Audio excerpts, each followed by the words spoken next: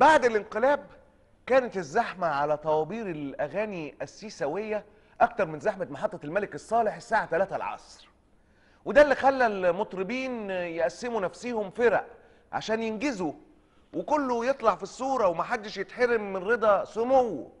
عشان كده شفنا كمية إبداع غير مسبوقة في تاريخ مصر ما شفناهاش من أيام الطش تقلي.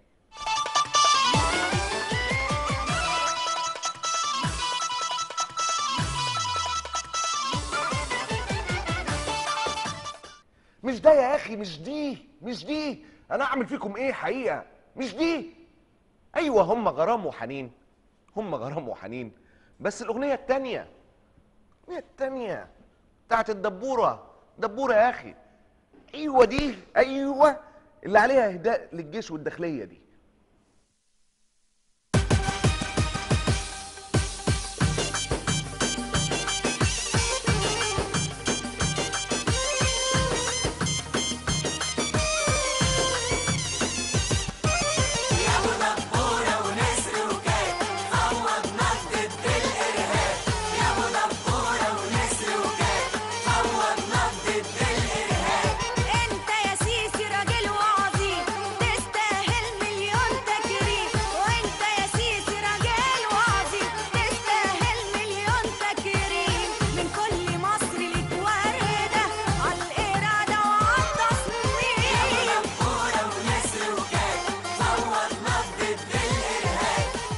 كفايه ما تبسطهاش اكتر من كده، بس كفايه كده.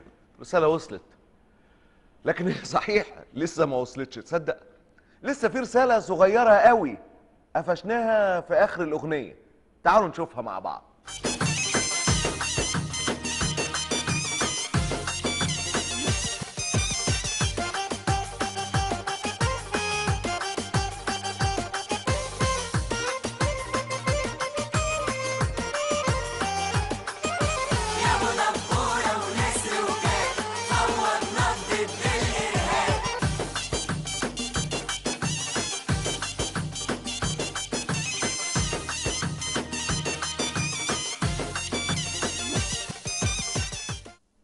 شكر خاص لمين يا ولاد التيت؟ شكر خاص لمين؟ صبري نخنوخ اللي في السجن؟ هو صبري نخنوخ؟ بتقولوا مين يا ولاد؟ صبري نخنوخ. طيب يا نخنخ، هكلمك بعدين.